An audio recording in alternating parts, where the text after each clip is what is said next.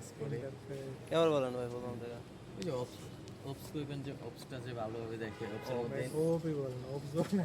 ভাই ওই একই ওপি ভাই এখন ওপি বলেন, অপসি ওপি তারপরে হচ্ছে সলিড। না, ওপির মধ্যে কইবেন যে ওই কি আছে আপনার, ওই যে প্রথম যেটা এনক্যাপসুলেশন, এটা এটার ভালোভাবে, এটার কিন্তু ভালো জিনিস আছে, এনক্যাপসুলেশনের ভালো অনেক কিছু আছে, মনে হয় সহজ, কিন্তু এটা অনেক, এটা দাদাই ধরছিল আমারে।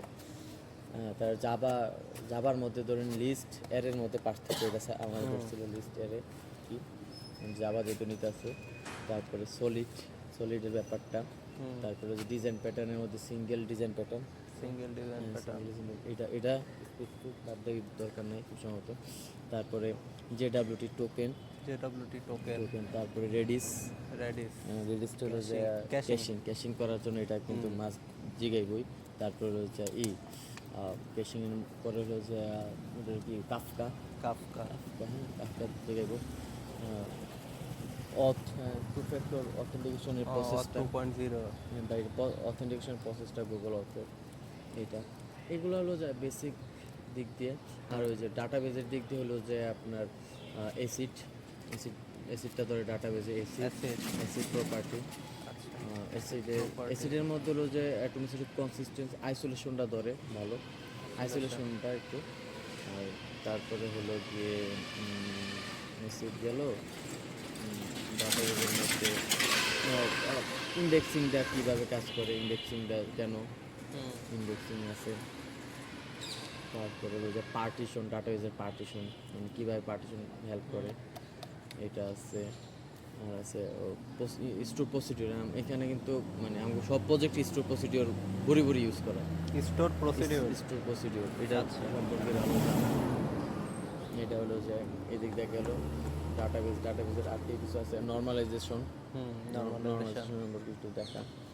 এগুলো ডাটাবেস আর জাভা গেল।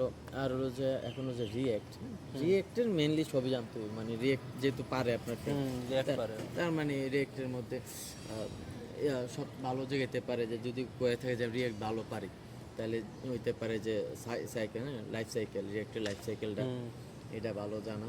সিনারিও বেস বললেন, ওগুলা কি মানে এক একটা সিস্টেম ডিজাইনের সিনারিও বলবে? হ্যাঁ, সিনারিও বলতে কি জন্য যে রেডিস দিয়ে বলবো যে আমি যদি একটা সিস্টেম ডাটাবেজ, আমার ডাটাবেস ক্র্যাশ হয়ে গেল, এখন আমি যদি কোনোভাবে এটা কাজ করতে চাই, আমি এখানে কোন প্রসেসটা ইউজ করতে পারবো, রেডিস দিয়ে আমি টেম্পোরারি ডাটা সেভ রাখতে পারি, এটা একটা আছে এরকম আর কি। মানে সিনারিও কইতে হবে, মানে এই সিনারিও বুঝতে হবে।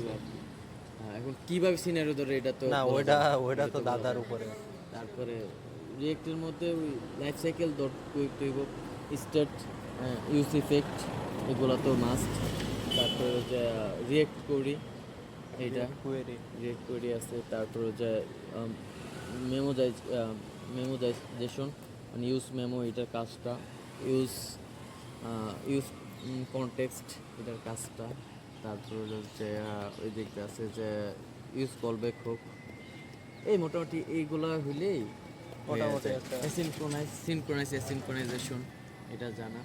আরেকটা হলো যে আরেকটা আছে হলো যে ওই যে ডাটা সিনক্রোনাইজ কীভাবে কাজ করে, ইভেন্ট লুপ প্রসেসটা ওইটা জানা, ইভেন্ট লুপ এই মোটামুটি এর মধ্যে আমার ছিল। ওকে।